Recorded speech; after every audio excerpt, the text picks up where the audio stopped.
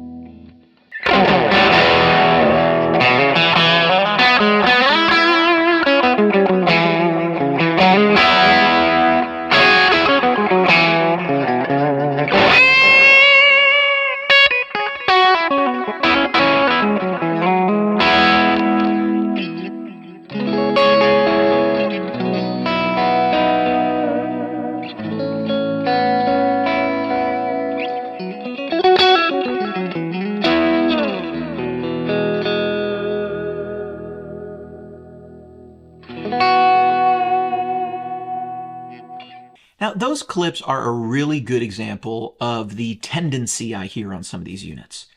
I think I noticed that the quad cortex and the ToneX has the tendency to make the capture a little cleaner, a little more polite. It just dials back the saturation a bit.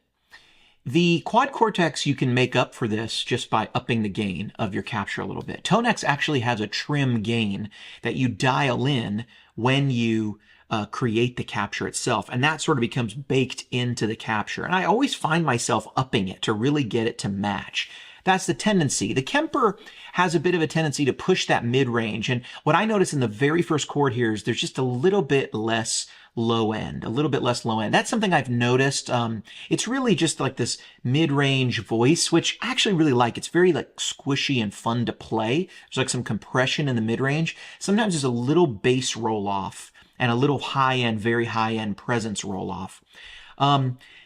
It's something I noticed a long time ago. And it's funny, we used to sit in the studio and I would even ask the Suze or John or whoever was there with me when before I kind of built the silent room back there and everything.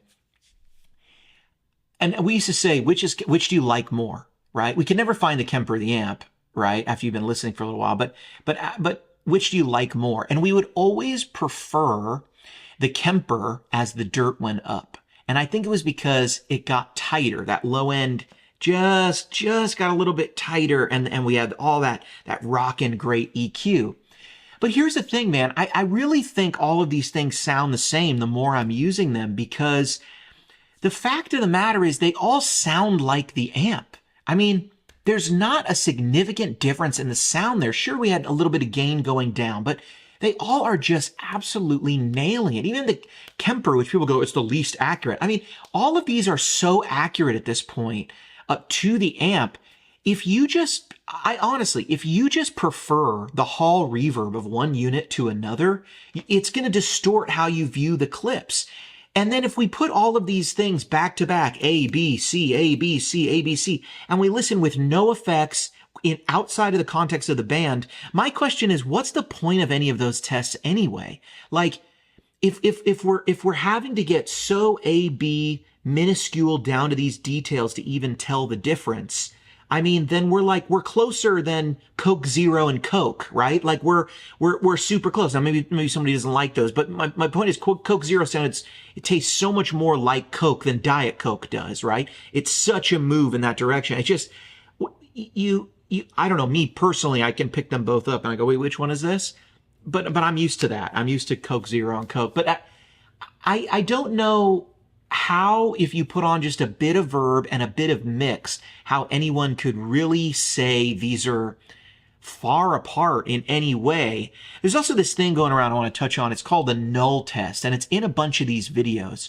And the null test is something where you take a playing clip, feed it through the amp, and then you feed that same signal through all of these modelers and stuff, and then you listen back. And if you flip the phase on the same recording, you will hear no sound. If you play one with the other, the out of phase nature of the two will completely cancel each other out. And so they flip the phase, and then I'll link two of them down below. They're worth a shot. You can hear which is the most accurate modeler.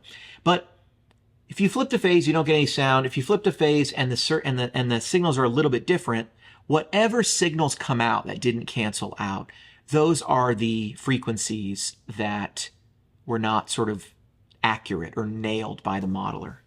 And again, you can go watch a couple of those videos. You see how accurate all these are, and you see some are a little more accurate than another. But here's my problem with that test. If I were to take this microphone and put it on a speaker and record something, and then I spun myself around and I put it back there, I'm not going to get it in the exact same spot. So you would also fail the null test with the same amp, the same mic, just because you wouldn't be able to really replicate the placement 2 times. You maybe if we have one of the robotic, things, and you had a save setting or something, but just a person walking up doing it. So my point there is that, well, then your sound would be different every time you mic'd your amp up, right? Certainly would be different every club you go to, every place you play. And so then we get on these modelers and we say, well, which is the most accurate? Well, okay, most accurate to what? But if the thing changing is something so minuscule, like a hall reverb, or like the mic being placed here, or here, or here, or here, or here, you get what I'm saying? What are we optimizing for? I mean, it seems to me I'm playing all of these and I have people in my inbox. I just got an email from a guy and I've interacted with him a bunch, and anyway, he's kind of been a fan of one unit, and he says, how's that? He was a fan of the Kemper, and he said, how's the ToneX? How much better is it? And I answered him back, it's not better at all. It's just not better at all. I know people think, oh, HO, you're full of shit. Like, oh, you just want to sell Kemper stuff. You could buy my ToneX stuff. You could buy the Helix stuff. You know what I mean? You could buy the Quad Cortex stuff. Hopefully you'll be able to buy those soon. You can buy the IRs. You could buy whatever you want from me. I don't, it doesn't matter to me what unit you play. It really doesn't. I already made a videos back about how I'm on every platform now, right? I'm like trying to get onto every single platform, and I will, in the next few months, I'll have stuff for every platform. So it's not a matter of me wanting you to be on one thing or the other, or me being like, you got to play this one. I'm honestly telling you, I'm playing the Kemper, I'm playing the Quad Cortex, I'm playing the Helix family of stuff, I'm playing ToneX. They all sound the same. They all sound so similar to the amp. I'm very comfortable making the statement they all sound the same. And that is that they're all accurate. They all are so accurate that if you closed your eyes, it's closer than a Coke Pepsi test. It's closer than, that's not good. Coke is so much better than Pepsi, and you can totally taste those apart. You can taste them and the difference. But they're so close. You put them in a mix, it's indistinguishable. It's kind of like baking a cookie and asking someone, did I use brown sugar or regular sugar? I don't know. It's a cookie. I mean, it's, how would you, I don't know. Some baker's going to get in the comment now and tell me like, you can absolutely tell granulated brown sugar. It doesn't matter. It doesn't matter. But my point is all these things sound the same because they all sound like the amp. And I see all this hyper focus. There's this new thing now called NAM, Neural Amp Modeler. And it's an open source project. It's a single guy. It's not a company. And people keep asking me, can you get involved? Can you get involved? Can you get involved? And I'm going to be really honest with you. I don't quite see the appeal other than it's free. I don't quite see the appeal of wanting to increase the accuracy higher than this. You know what I'm saying? I'll give you an example. My electric car, my Model 3, my Toyota Model 3, it has steering that is very much designed to mimic a BMW 3 Series. It's supposed to have a tight semi-roadster coupe, like a compact coupe, road-hugging feel. And it does. And they put in all these features at first, like they put in features like crawl, where you know how a gas-powered car, if you come off the brake, your car will creep forward? There's a feature in there called creep, not crawl, sorry. It's called creep. And your electric motor in your electric car, in the Teslas from I think they stopped putting this in about a year ago, but mine is a couple years old. It'll creep forward. Why? The drivetrain is not exerting any force on the wheels itself. The electric motor doesn't need to do that. It's simply there to appease the driver, what the driver thinks the car will do, right? It's just the driver's used to it. We have other features in there where you can turn off or turn down, the sort of the regenerative braking. That car uses something called a one-pedal driving system, and you're supposed to be able to, when you come off the accelerator pedal, it's not a gas pedal, when you come off the accelerator pedal, your car actually exerts, the electric motors exert a light braking force that actually is very useful for reducing your speed on the freeway. I would say if you're not familiar with a Tesla, you can drive a Tesla and you never really need to hit the brake when you're on the freeway, unless you're coming to like an abrupt stop or something. Only on surface roads do you need to really engage the brake, because that force is enough to take you from 65 down to 55 by just easing off. Do your brake lights come on? Sure, they do. Anyway, this is not a commercial for Tesla. The point is, if we sit around and say, this is different than this, NAM is the most accurate from what I've seen in people's tests, this free one, right? And a bunch of people say it's the most accurate. But it's actually not the most accurate if you include the cab. It's only the most accurate if you just do the amp. So you have to put an IR with it, which then I think leads you to the inaccuracy of the speaker doesn't react the same way the IR would, because the speaker doesn't have the impedance curve changing when you're reamping it with like a Class D solid state power amp. So if you were to use that sound live, and I think you would actually lose whatever accuracy you've said, like whatever minuscule accuracy you've gained by using NAM over ToneX, over Quad Cortex, over the Kemper. I think you've actually lost when you've tried to reamp it. And you see how we get into all of these, the never ending, plethora of variables that would make our sound so slightly different that no one would ever notice, but it's actually different if we put it into this null test or into an A-B back-to-back. Or, I mean, look, in the test I showed you at the beginning, it's totally unfair because I prefer the reverb that I put on the Kemper and the real amp compared to all the other reverbs. And yeah, there's some tendency for gain to change, but who cares? I could easily match my sounds and play with any of these units live, and it's 100% down to the guitar. Like if I switch guitars, I'll like one guitar over the other. I mean, it's not like the differences are so small. I wouldn't be like, I like the Strat more of the Quad Cortex, and I like humbuckers more with this. In fact, if you notice, that's something you never really even hear people say. You never hear anyone go, oh, I really love P90s with the Axe effects. It's just, it's down to the models, and it's down to, I guess, how much you like the models, I see a lot of people asking about accuracy, and I just don't really think it's the thing we're optimizing for anymore. I think they're all accurate. All the things are accurate now to a degree that I feel comfortable saying all of these platforms sound the same because they all sound so much like the amp that it really comes down to which form factor do you like? Does this have something you like over this? Does this have something you like over this? And I'll break it down real quick for you, and I'll do a whole nother video on this. You should buy ToneX if you really want a small platform that gives you the most optionality, meaning like any amp you want, which, by the way, we're not quite there on ToneX, but we're getting there. We're going to get there. You're going to be able to get the entire Tone Drain catalog on ToneX. I've already put out 3 packs. There's a new one coming out in like a day or two. I'm rock and rolling. Like, I'm putting these out as fast as I can do them and make sure that the quality is right. It's how I want to build these things. I'm doing it literally as fast as I can. The training time is what it is, right? Like, I can't always speed it up. Quad Cortex, I'm adding stuff every week or every other week until the store comes out. And then maybe there'll probably be a bigger drop. You know, at that point, there'll be like more stuff available. Anyway, buy ToneX if you want the most sort of modular thing that you can integrate into a pedal board with the least amount of space. It's smaller than a Quad Cortex. It's smaller than, you know, the Kemper.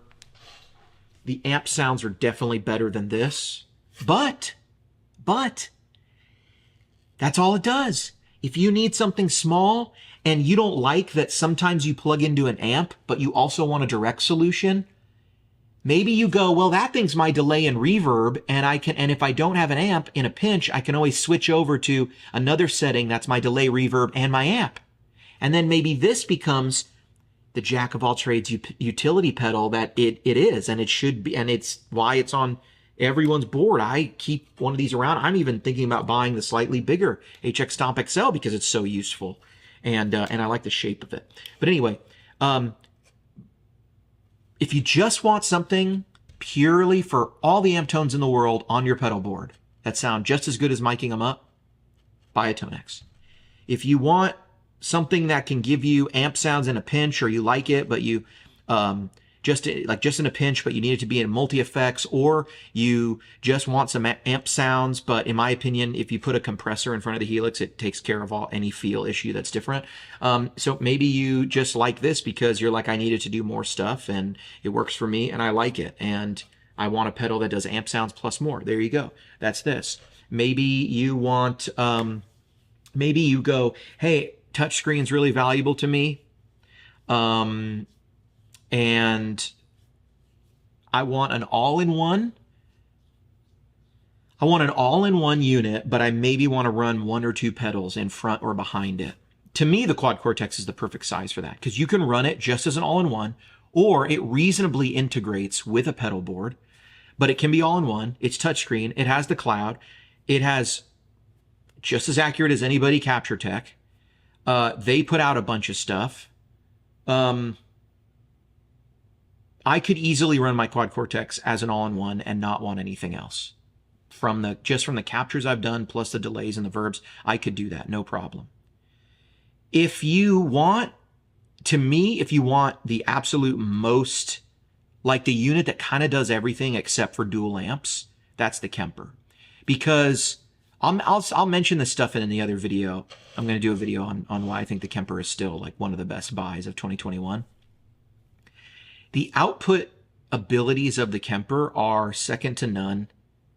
You instantly can tap any part of your signal chain with one of the outputs on the back, which no other unit is doing. I don't know why you can't do that. You have to go in and rebuild everything, right? Like with my Kemper, I can easily record myself playing and then take my direct guitar sound out and throw it into, I have now the direct guitar signal and my finished product. I can record my guitar for tracks that I want to send somebody and have all my beautiful delays and reverbs, but with literally 1 more cable and 3 button presses, I can also record just my dirt pedals and the profile and take out the modulation, the reverb, and the delay. That way I can give it to the producer, and when he inevitably says back to me, hey, can I get your dry guitar? I can say, here it is, or I say it's already in there, and then he can decide, I didn't like that chorus right there. Or I did like the chorus, or I want to double a part, or I want to change the verb. I want to do something weird. Like, he doesn't have to fight the verb and delay that you put on there. And you can do that so easily.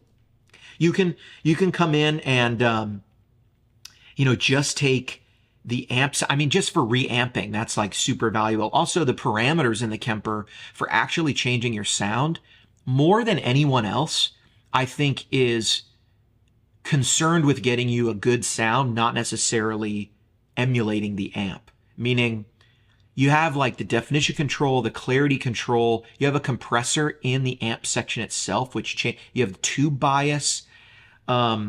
It's just, you would think that when you jump to digital, you would get away from all the things that you can't do in the analog world, and you would now have new options. And we do, but it's just a lot of the units and the designers of the units right now are making the mistake of listening to people who are saying, this is what we want, this is what we want. And there's an air of like, people don't actually know what they want, right?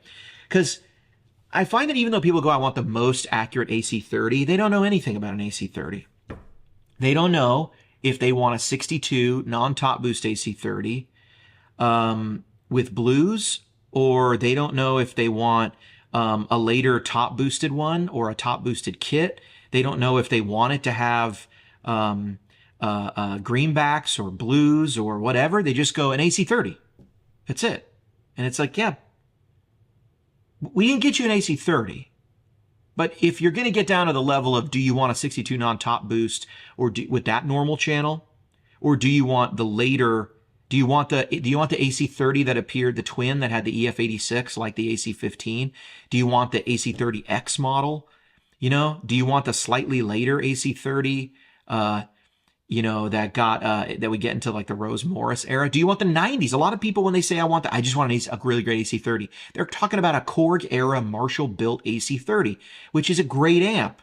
It does not sound like an original AC30. It doesn't. It has way more bass. It's it's just a modern take on an AC30. Sounds really great, and it's a great gigging amp. And it fixes a lot of the problems. AC30s are notoriously unreliable on the road. And there I've jumped the shark and gotten into every other thing that I didn't intend to talk about. But my point being, like, what are we optimizing for? I easily can tell anybody. If people ask me, what's the best, what's the most accurate? It doesn't even matter. I don't even, which sugar best matches the sugar at La Boulangerie in San Francisco. Which sugar matches which cake matches, the French Laundry in up in Napa, one of the best restaurants in the country. I don't know which cake matches it. I don't care. This cake is excellent. This cake tastes like that cake. Now, if I were to do an A/B test back to back, which is the French Laundry, which is La Boulangerie, which is, I don't know. I don't, maybe there'd be a slight difference, but all I know is I'll bite both of those pieces of cake and go, this is heaven. And that's what I feel when I bring my Kemper out and people go, bro, your tone. Dude, 2 weeks ago, I had this young lady come up to me. She was like, dude, it sounds so good. What kind of guitars are you playing? She asked me about the stuff. Week before that, another dude. 2 weeks before that, the drummer I play with all the time, he goes, bro, whatever you're doing this week is the best. I'm like, literally all I did was change the guitar. I just grabbed a different guitar. My same sound. Sometimes I reach down and I up the gain on my Tube Screamer, simulation going into my kit. And and I listen back, I listen to the mix, and every week the mix is either good or bad depending on the sound guy, not depending on me. I use the same sounds. Sometimes the mix is killer, and sometimes it's not. They all sound the same. What are we doing? I don't know what we're doing anymore. I'm genuinely confused. I'm having an existential crisis. No, I'm not. They all sound the same. I've been HW.